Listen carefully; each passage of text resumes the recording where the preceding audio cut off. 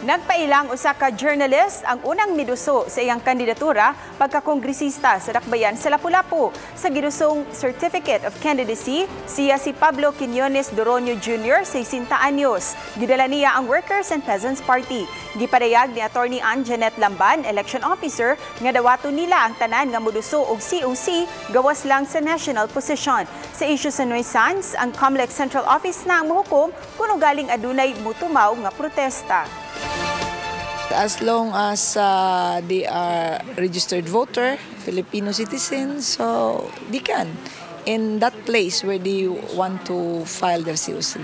Gahapon na nanawagan ko, and for the second time, again, for those who are interested to run the public position for the city of Lapu-Lapu, we are open for the House of Representatives, being a lone district, and for the office of the city mayor, vice mayor, and the councilor office.